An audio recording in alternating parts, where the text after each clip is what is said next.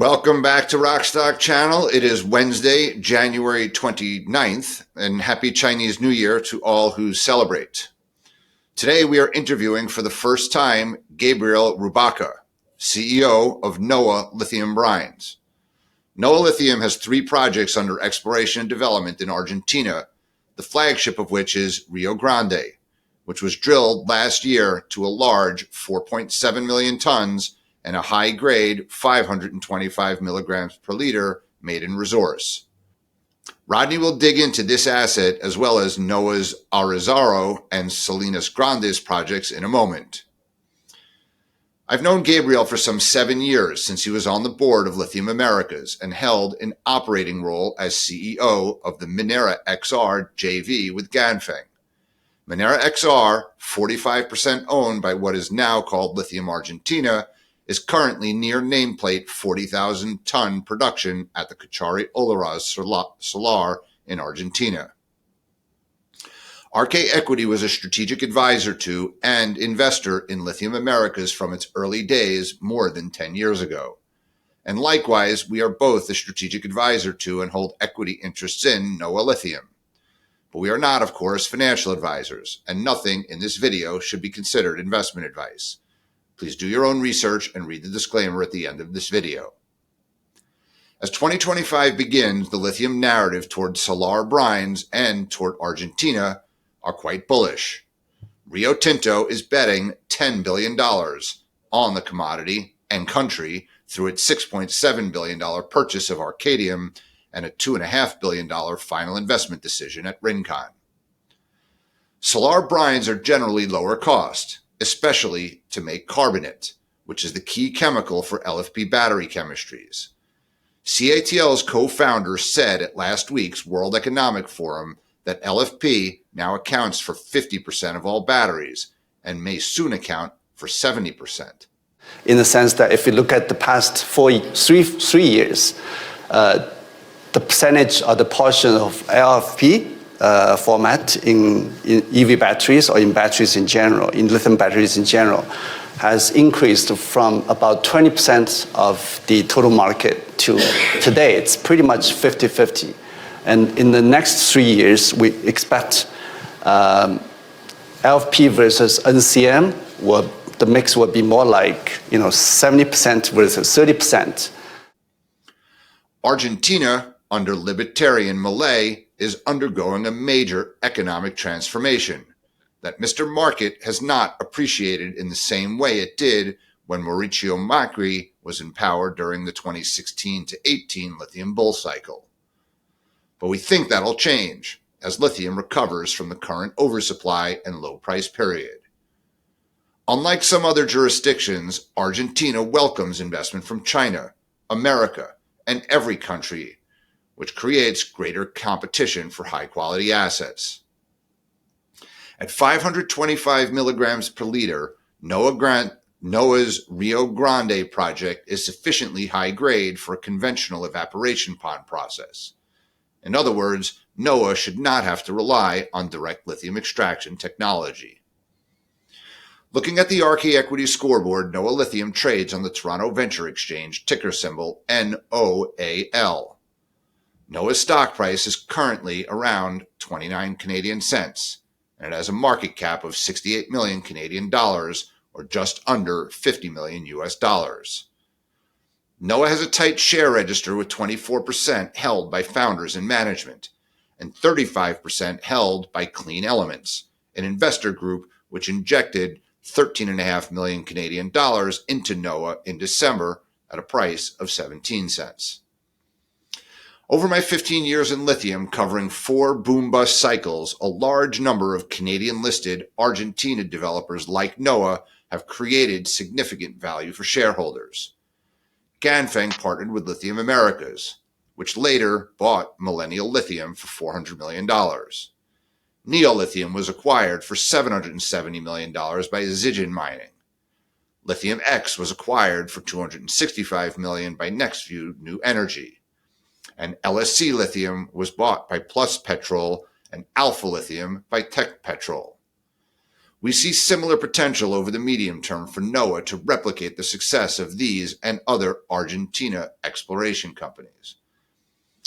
And with that, welcome, Gabriel, to Rockstock Channel.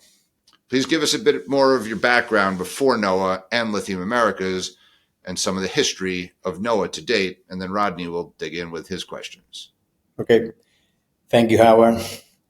Before NOAA or before joining Lithium Americas, I spent 26 years in engineering construction. My background is I'm an engineer. I spent 26 years in engineering construction in different roles, from project manager, director, project director, to managing directors of one of the major engineering construction companies in the region, South America, constructing and engineering most of the major mining projects in Argentina and some of the projects in Chile. So in that was my exposure to mining. I had a lot of exposure to mining and to a lot of most of the major mining companies in the region. That was the reason in 2016 I joined Lithium Americas board before joining LAC as an executive. So I spent the first 1 year as an independent, and then I continue in LAC's board as an executive. But my background is engineering and doing things to engineering. So I got a lot of experience in Argentina doing things. And that's my background, pretty much. And in NOAA, pretty much we started this company a little bit more than 2 years ago with a group of individuals with a lot of experience in Argentina mining, particularly in Salta. All our assets are located in Salta, which is the friendliest jurisdiction in the region, not just in Argentina. It's one of the friendliest jurisdictions in the region, as a Fraser Institute is ranked Salta. We started acquiring properties. We acquired 140,000 hectares of mining properties, all in the province of Salta. And we listed the company in 2023, March 2023. Bad timing, because right at the top of the mountain, and we start sliding with the market. But it was a good experience because we wanted to deliver what we promised to our shareholders, and we delivered. We promised to have a maiden resource in our flagship, and we delivered in 1 year. And this is what we wanted to accomplish in the project, and we did it. That is basically a very short story in NOAA. But our experience in Salta, in Argentina, and being Argentinians that put together this company was the driver that allowed us to put together these properties in a time that, as you will know, there were not many properties available, at least with potential. You know that in the last few years, all the properties that were available were all low concentration properties or projects. So we were able to put together 3 projects, all in Salta, because of our experience in Argentina and with mining. And just on that point, Gabriel, Milei's been hugely positive for Argentina since his election. Are you seeing a visible change and increased interest in the region because of that? I think yes. I think that there's going to be a lot of additional interest. We got Argentina got a lot of potential in terms of mining in general. Lithium in particular, there's a lot of potential. One of the things that was approved is an incentive for big investments in Argentina that was approved last year. There are many projects that are already were granted that the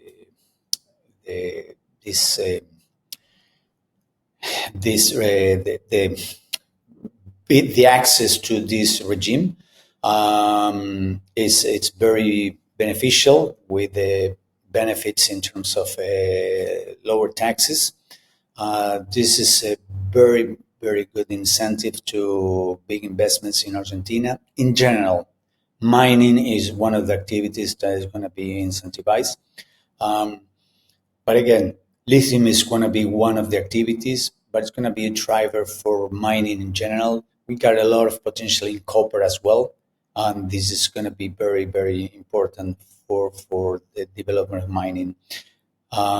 If we got in Argentina, if there's going to be development of mining, that is going to be a driver to push copper and lithium. We need for the development of lithium, infrastructure, and this is going to be a driver to help the development of lithium as well. All the projects, all the mining projects are in remote locations, so infrastructure is important.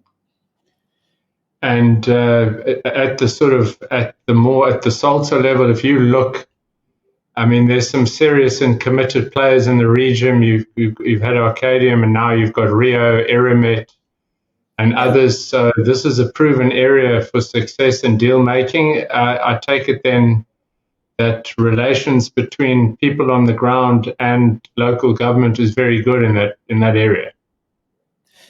Absolutely. I would say that there's a good network of that it was built throughout the last few years. Salta has been able to put together a lot of companies, service companies that is supporting a lot of the development of lithium, especially in lithium, and it's a big support. I mean, we got in Salta now a lot of drilling companies with a lot of equipment, engineering, service providers. There is a lot of development in terms of new offices in Salta, all because of the development of lithium, all because of these big players that you mentioned that have been investing a lot of money in the region. So this is important, and there are companies that have been benefiting from this. So we got local companies that have been working for these companies that now they've got experience, and the junior companies like us, we can now use those companies to our benefit. So I think it's very beneficial for the industry in general. And if we go to Gabriel, to more specifically to Rio Grande and the drill results, you had a big success in the first 5 holes, high grade, average of 500, over 500 as Howard mentioned, but some parts as nearly as high as 1,000 milligrams a liter, and all pretty near surface. So practically, how does that translate into extraction techniques and optionality for you as a company? We are saying right now our plan right now is to maintain our plan to go into evaporation. We believe that our average of 525 milligrams per liter allow us to get this flexibility, which is not the case in many of the juniors in the space. We believe that this de-risks significantly the development of Rio Grande. Our neighbor Litica which we are sharing the Salar with Litica, which is Plus Petrol, already tested the brine in their pilot facility. They produce lithium carbonate using evaporation process successfully. So we believe that it's the natural path to minimize the risk in the development of the project. Having said that, in our plan for a PEA, we wanted to get base case in evaporation, and we're going to have an alternate case, just an option to get in based on DLE.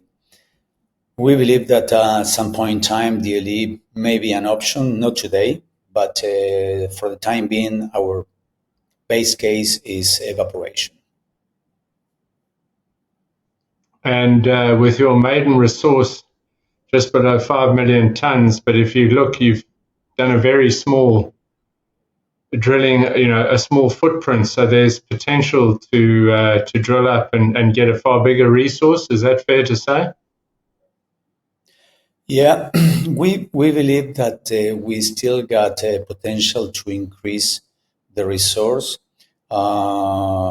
Drilling in the northwest, and there is potential first to convert the inferred resource that we got in the south into measured and indicated. All the resource that we got in the south is inferred because we haven't drilled there yet. So drilling there, we believe that is going to be converted into measured and indicated, and it is likely that it's going to be more than what we estimated with geophysics, and we were very conservative in terms of porosity and concentration. So yes, we got potential to increase both in the south and in the northwest. And one more thing, Rodney, that is relevant.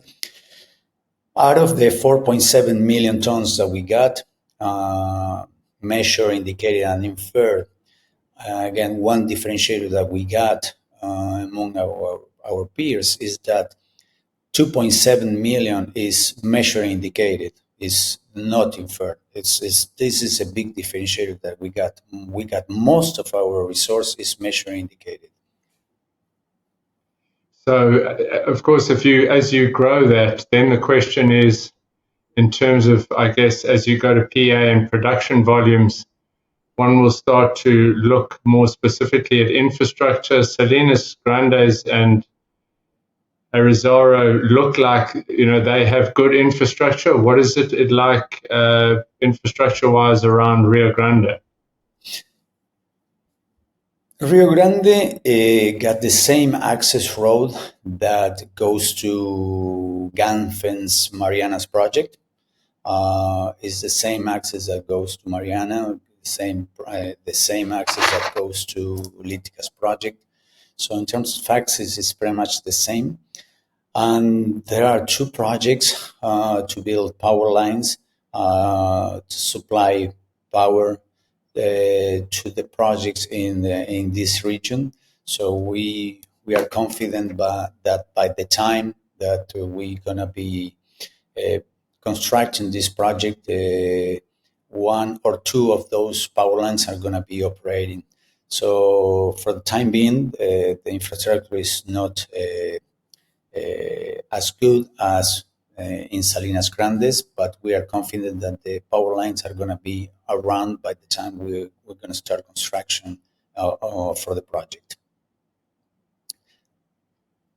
Okay, great. Now, Howard mentioned it in the introduction, and you said, NOAA's got an extensive 140,000 hectares in the Salta province. You've got 3 prospective salars. Rio Grande is the flagship, but the other 2 look to have excellent potential at Arizaro and Salinas Grandes. So what is the plan with those other 2?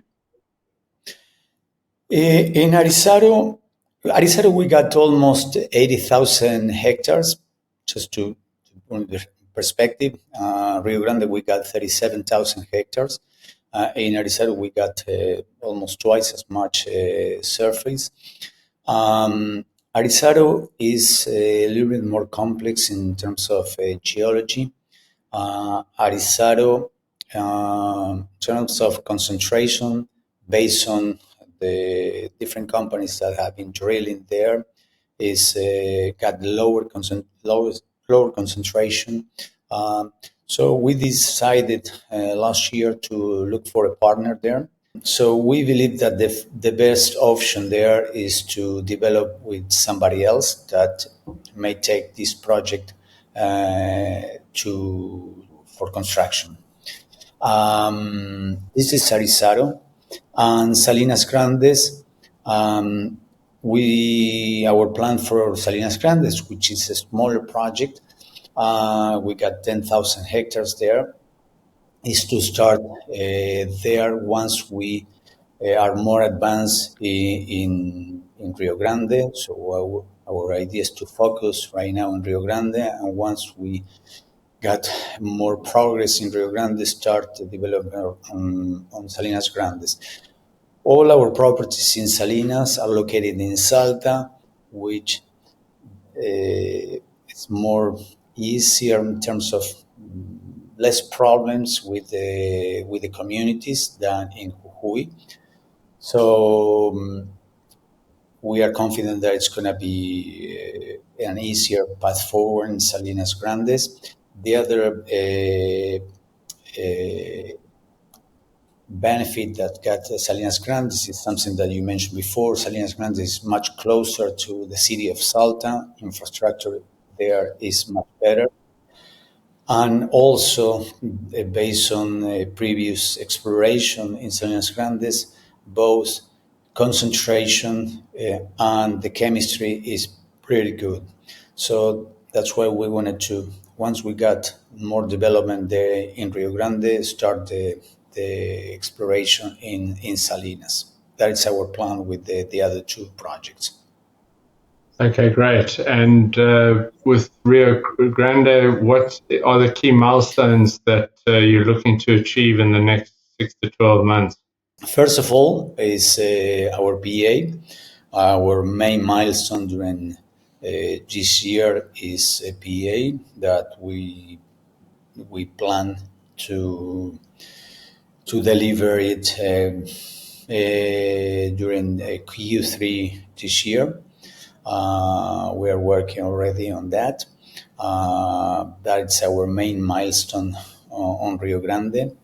And in Rio Grande, the second one is to add more, continue the exploration campaign, more exploration in terms of south and northwest, more work on rotary wells in order to start working on the pumping capacity of the Salar, and convert the inferred resource in the south and get more confidence on what we got in the south. That are the two milestones that we got for 2025. Okay, excellent. One of the main characteristics that we look for in junior mining companies is, and investors like to see is, skin in the game. And with NOA, management and founders have got a substantial stake in the company. What is the current ownership for those two groups? We currently got approximately 14% of the company. Post transaction that we got, we recently got an investment from Clean Element of 10 million. We closed that in December, so we currently got 14%. But one good example of that skin on the game is what we've been doing. We did in 2024. The market was, as you well know, terrible, and instead of going to the market in these terrible conditions, we've been exercising warrants that we were barely in the money, and we've been financing the company with our money without selling shares. So that was our idea of have a skin on the game. So we've been financing the company ourselves because we really believe in the projects that we got in the company. Okay, and do you still have some further warrants and options expiring in the next while that could bring in more cash? Yeah, we do. We got warrants that expire in 1 year. We got warrants at 20 cents that may bring 5 million. We got warrants at 50 cents that may bring 11 million. All that expired in March, that it's 16 million US that expired in March next year. The 20 cents, we are confident, because are pretty much management and seed capital. We are confident that that's going to be exercised. The 50 cents, it will depend on the market. We don't manage much of that, but if the market reacts and those are in the money, probably a big chunk of that may be exercised. And then we got at 60 cents that expired in May next year, approximately 4 million more. And then we got 14 million more that at 22 cents, that again got longer term, that are part of the transaction that we just closed, that may provide additional funds if necessary. And Gabriel, what was the total raise that you did recently that closed last month? Yeah, we raised 10 million at 17 cents. That's a US dollar number, right? Because I said 13.5 million Canadian. Yeah. 13.5 Canadian, yeah, approximately 10 million, a little bit less than 10 million US. It was 13.5 Canadian plus 2 million Canadian in a private placement. That was concurrent with the transaction that we made with the Clean Elements. Okay, great. And then just lastly, you've mentioned potentially securing a partner to progress Arizaro. What would an ideal partner look like for NOA in something like that venture? I would say that the ideal partner is somebody that will be willing to develop the project, not just a financial partner, more a company that is willing to develop the project and put this project into production. That is the type of ideal partner that we are looking for NOA, for Arizaro. Great. Thanks. Howard? Okay, so this Arizaro asset that you have, I mean, there's been another asset like in the news, hasn't there? Like Lithium Chile apparently has received a $180 million bid from some Asian strategic. Is that? Yeah, correct. Lithium Chile is there. I mean, in Arizaro, you got Lithium Chile, you got Terramet, you got Hanak, Plus Petrol. There are several companies exploring there. Lithium Chile probably is the only that is putting news on the market, or at least we know what is going on. And recently got an offer for 180 million for the project only at the project level. Right. Okay, so this is kind of like Galaxy back in the day sold a piece of their Sal de Vida to POSCO. There are a lot of salars, and a lot of people are operating at various components of the salars. But as I mentioned in my intro, there's been a lot of M&A activity throughout Argentina over the 15 years that I've been watching and involved in lithium, in bull cycles and bear cycles, and the valuations have been a bit, all over the map, but in some cases, very high numbers. So even in this bear market that we have late last year, we there's still to be determined. It's a bit murky. It says kind of like Asian strategic. It didn't say it's Chinese, and it's confusing because it says lithium Chile, but it's their Argentine asset that they're looking to buy. But that was just in late December that news came out. It didn't seem to get a lot of traction among lithium watchers, but you and I exchanged thoughts about it over Christmas, and so anyway, to be watched. But lithium is as I said at the opening, and Pilbara had good a decent kind of commentary yesterday. The CATL CEO was at the World Economic Forum talking very bullishly. Trump election is creating some uncertainty kind of in the U.S., but China has hit 50% NEV penetration 10 years ahead of schedule, and they're heading toward like 70%. And they're very interested and liking lithium, need lithium, and Milei under Argentina under Milei and the Rigi regime.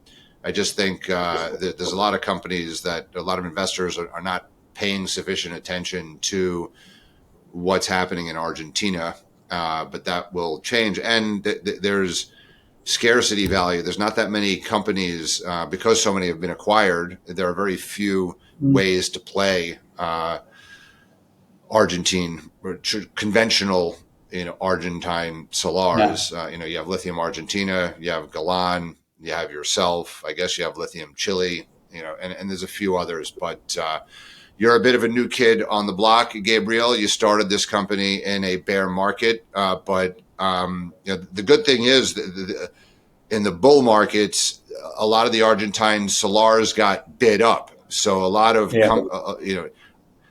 the best assets were kind of taken. A lot of people paid a lot for kind of low grade assets which need DLE.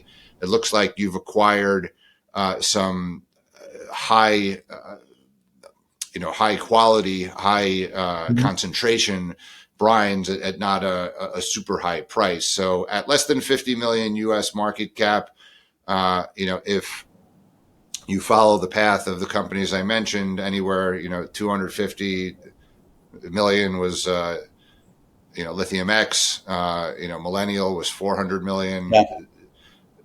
Neo Lithium was 770 million. Rincon, 825 million. So that's if you were to be acquired, but you could develop this as well over time, as Orocobre and Lithium Americas have done at the Cauchari Olaroz salars. So anyway, great. I hope all of our viewers, again, we are strategic advisors too, and hold equity interests in NOA. So you know where we sit and are optimistic about the prospects, and look forward to working with you, Gabriel, throughout this year and longer to get investors to understand and follow your story closely. Oh, thank you, Howard and Rodney. No, we are confident. I mean, we are confident that the path forward is going to be less rocky than the last 2 years, but we are confident that we got one good asset and two more to come. Very good. Most lithium bear markets don't last as long as this one has, so I hope you're right that we're closer to the end of it than in the middle. God forbid this is only the beginning. But anyhow, all right. Thank you, Gabriel. Look forward to talking to you soon. Okay. Thank you. Bye-bye.